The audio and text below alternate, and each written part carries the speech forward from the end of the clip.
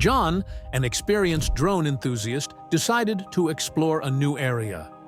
As he flew his drone, he noticed a small door on top of a nearby mountain. Intrigued, he flew the drone closer to investigate. As he zoomed in, he saw that the door was very tiny, and curiosity got the better of him. John decided to climb up the rocky mountain to take a closer look. But little did he know that was a very, very bad decision. As soon as he stepped inside the room, John felt a cold shiver run down his spine. He was surrounded by complete darkness, and he couldn't see a thing. His heart began to race, and he started to wonder if he had made a mistake by coming here alone. He would soon find that out. John quickly took out his flashlight and shone around the darkness. The room was cold and not really a room, more like a little cave. It was clearly man-made, but there was something else. Something about the room felt off. It seemed to have no end, but John wasn't one to go home without investigating everything. But as soon as John decided to walk further into the room, he noticed more and more things that weren't adding up. Something about this room made John's skin crawl. But what lay behind the tiny door? What will John find inside the strange room? And why weren't things adding up? John had always been an adventurous person. He loved to explore new places, and his passion for drone photography had taken him to some of the most breathtaking locations in the world, capturing stunning aerial footage that always impressed his friends. But nothing could have prepared him for what he was about to discover. It all started on a sunny afternoon when John was flying his drone over a rocky mountain range. He had been searching for the perfect shot, something that would capture the essence of the rugged terrain. As his drone flew higher, John noticed something peculiar. There was a tiny door on top of one of the highest peaks, and he couldn't believe his eyes. John knew he had to get a closer look. He packed his backpack, grabbed his drone, and set off on a journey to the mountain. As he approached the base, he realized that the climb was going to be more challenging than he had anticipated. The rocks were slippery, and the climb was steep.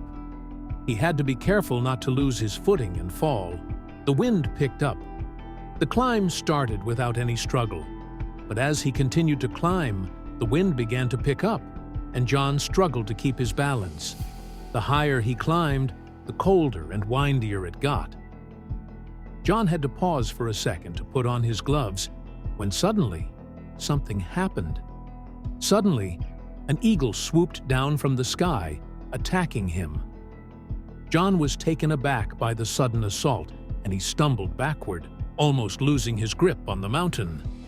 He managed to dodge the eagle's sharp talons within an inch and climbed to a small hole in the mountain. There, he waited until the eagle was gone. After a few minutes, John decided to keep on climbing.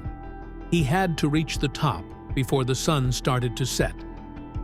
He looked at the sun and guessed he would probably have a little more than 3 hours until it would start to get dark, so he had to hurry up. But then, he realized something. How will he get down? Climbing up the mountain was hard, but getting down was even harder. John suddenly worried if he'd had enough time to get down. There was no way he could maneuver down the steep mountain in the dark. He had to make a very important decision. Keep going, or go back. But John was no quitter. He took a deep breath in and climbed the last part as fast as he could. After a few more minutes of climbing, John finally made it to the top of the mountain. He was out of breath and covered in sweat, but the sight of the tiny door made it all worth it. He set his drone down and approached the edge, feeling a sense of excitement and nervousness all at once. He looked around and took in the beautiful view. He had never climbed a mountain so high as this one. Then, he turned around to face the door. He would finally see what hid behind. John reached for the doorknob and pulled the door open. As soon as he stepped inside, John felt a cold shiver run down his spine. He was surrounded by complete darkness, and he couldn't see anything. His heart began to race, and he started to wonder if he had made a mistake by coming here alone. John took a deep breath and reached for his flashlight. He clicked it on and shone the light around the small room. At first glance, the room appeared to be empty, but when John looked a little closer, he saw little marks carved into the wall. John frowned. What could this mean? He quickly snapped pictures of all the markings and was ready to climb back down when he suddenly heard something that scared the shit out of him. He heard a strange noise that sounded like whispers coming from the darkness. John's palms began to sweat, and he felt his courage waning. But after standing there, frozen for a few seconds, John realized it was just the wind blowing through the small opening in the door. He carefully laughed at himself and shook his head. "I'm losing my mind," he thought. But as curious as he was, he knew he couldn't leave until he had walked through the whole room. Despite his fear, John pushed forward. As he moved deeper into the darkness, he began to make out the outlines of strange shapes. John's heart was pounding in his chest, and every inch of his body was telling him to turn around and go home. And after something strange brushed over his head, he couldn't take it anymore. John spun around, ready to make a run for it. But his foot caught on something, and he stumbled to the ground. His flashlight went flying out of his hand and landed somewhere in the darkness. John was completely disoriented, and he couldn't see anything. He tried to get up, but he felt something pulling him back down. He struggled to free himself, but the thing was holding him tight. After yanking a few times, he finally felt the grip loosening, and he quickly got to his feet and sprinted toward his flashlight. As soon as he had the flashlight in his hand, he turned around and shone the light on the thing that grabbed him. But he realized quickly what was going on. John got startled by loose hanging lianas. He had gotten tangled in them and imagined them to be something they were not.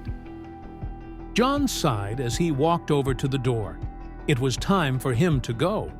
He didn't want to stay in this room a second longer. As John stepped out of the room, he realized the sun had started to set. He had to get down as fast as possible. He wanted to get to his computer to research the strange markings, but first, he had to climb all the way down. John looked down over the edge and suddenly felt a wave of anxiety passing through him. He got down on his hands and knees, turned around to face the mountain, and carefully dangled his legs over the edge, looking for a stone to stand on. But when he finally reached a stone and started to put his weight on it, the stone fell, and John almost lost his grip. This was harder than he thought. John quickly pulled himself up again. There had to be a way off this mountain, but climbing down didn't seem to be the best one. He had to think of another way, and fast. Then, he suddenly noticed his drone on the ground.